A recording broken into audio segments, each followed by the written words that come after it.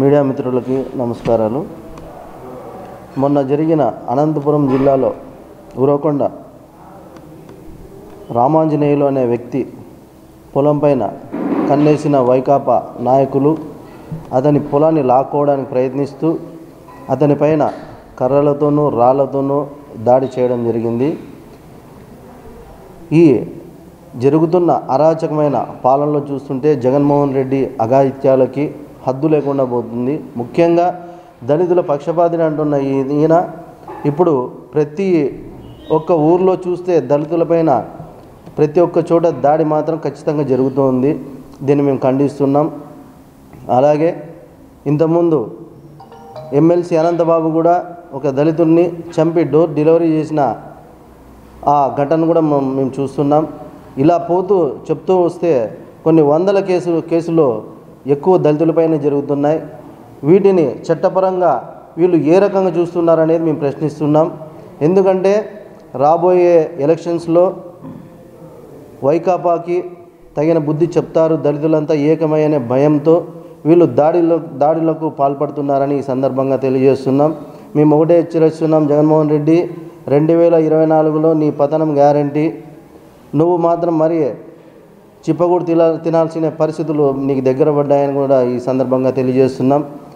ఇదేందయ్యా అని పోలీస్ స్టేషన్కి వెళ్ళి అతను ఆ రామాంజనేయులు అనే ఉరవకొండలో ఉండే అతని బాధితుడు కంప్లైంట్ చేయడానికి వెళ్తే అక్కడున్న పోలీసులు కూడా అతని పైన వాళ్ళు ఎవరెవరు ఉన్నారో వాళ్ళ పైన కేసులు పెట్టడానికి కూడా వెళ్ళాడు ఆయన. అక్కడ శివానంద, సర్పంచి మోహన్ అనే వ్యక్తులు దాడి చేశారని ఆయన కంప్లైంట్ ఇవ్వగా వాళ్ళపైన కేసులు కూడా తీసుకోకున్నట్టుగా వీళ్ళు వాటిని విచారించకుండా ఎవరెవరు దీనిపైన పాల్పడ్డారని అతను విచారించుకోకుండా కూడా కేసు కట్టుకోకుండా ఉన్నటువంటి పోలీస్ వ్యవస్థను కూడా మేము అడుగుతున్నాం. మీరు ప్రజలకు హాని కలగకుండా చూడాల్సిన వ్యక్తులు పోలీసు యొక్క వ్యవస్థ. మీరు కూడా దళితులపైన చిన్న చూపు చూస్తుంటే ప్రజలు ఎక్కడికి వెళ్తారని మిమ్మల్ని అడుగుతున్నాం.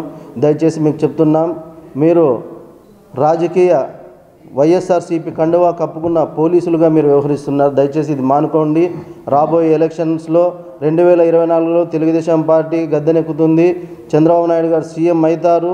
దాని తర్వాత ఎవరు ఎక్కడ ఉండాలో అనేది కూడా మా చంద్రబాబు నాయుడు గారు వారిని ఎక్కడ ఉంచాలని కూడా చెప్తారు. దయచేసి మీ ఉద్యోగాలు ఇవి శాశ్వతం కాదు.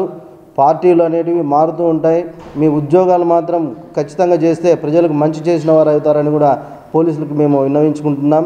దయచేసి చెప్తున్నాం, ఈ 2024లో ఎలక్షన్స్లో ప్రజలు కూడా తెలుసుకొని దళితులకి ఎవరైతే నిజంగా ఎన్ఎస్ఎఫ్డిసిలు కానీ ఎస్సీ సబ్ప్లాన్స్ కానీ మనకు నిధులు రాకుండా చేసిన ఏకైక వ్యక్తి జగన్మోహన్ రెడ్డి అని మీరు గుర్తుంచుకోవాలి. ఎందుకంటే మనం దళిత బిడ్డలుగా ఉంటున్నాము. కానీ ఇక్కడున్న వ్యవస్థ, ఈ వైఎస్ఆర్ కాంగ్రెస్ పార్టీ వ్యవస్థ మనం అణగదొక్కాలని చూస్తుంది, అణగదొక్కుతున్నారు కూడా. మనము ఇప్పుడు చూస్తే కార్మికులు ధర్నాలు చేస్తున్నారు. మున్సిపాలిటీ కార్మికులు ఎందుకు చేస్తున్నారా అని అడిగే నాయకుడు ఏ పాపన పోవడం లేదు అక్కడికి. వాళ్ళ శాలరీలు కానీ వాళ్ళకు వచ్చే ఇతరత్ర ఏవైనా బెనిఫిట్స్ ఉన్నాయన్న అనే విచారణ కూడా వాళ్ళు చేయడం లేదు. కానీ ఇప్పుడున్న పరిస్థితులు చూస్తే అంగన్వాడీ వాళ్ళు కూడా ధర్నాలు చేయడం మొదలుపెట్టారు. దాదాపు నెల రోజులు అవుతా ఉన్నా కూడా వాళ్ళని పట్టించుకున్న పాపన పోలేదు ఈ వైఎస్ఆర్ కాంగ్రెస్ పార్టీ నాయకులు. కానీ వాళ్ళకు ఒకటే మేము భరోసా ఇస్తున్నాం, 2024లో తెలుగుదేశం పార్టీ ముందుకు వస్తుంది, మీ అందరికీ అండగా ఉంటుంది. చంద్రబాబు నాయుడు మీకు కావాల్సినటువంటి వసతులు కూడా ఏర్పాటు చేస్తారు, మీకు కావాల్సినటువంటి సహాయాన్ని కూడా చేస్తారని ఈ సందర్భంగా తెలియజేస్తున్నాం. మీరు గుర్తుంచుకోవాల్సింది ఒక్కటే, మీరు 2024లో ఎలక్షన్స్లో తెలుగుదేశం మన సైకిల్ గుర్తు మీద ఓటు వేసి అత్యధిక మెజార్టీతో గెలిపిస్తే ఈ జగన్మోహన్ రెడ్డి మరీ జైలుకి వెళ్ళే పరిస్థితి వస్తుంది. కాబట్టి మనం చేయాల్సిన పని, ఆ ఎన్నికల్లో బటన్ సైకిల్ మీద నొక్కితే ఆ గాలి అనేది ఫ్యాన్ రెక్కలు విరిగి కింద పడుతుంది. దాని తర్వాత జగన్మోహన్ రెడ్డి కూడా అసలు ఆయన ఎక్కడున్నాడో కూడా ఎత్తుకునే పరిస్థితి కూడా ప్రజల్లోకి వస్తుంది. దయచేసి మిమ్మల్ని ఒక్కటే వినించుకుంటున్నాం, 2024లో ఎలక్షన్స్లో మనం తెలుగుదేశాన్ని గెలిపించుకుందాం.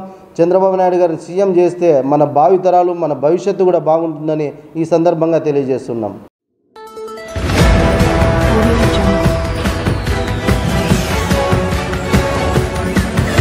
Audio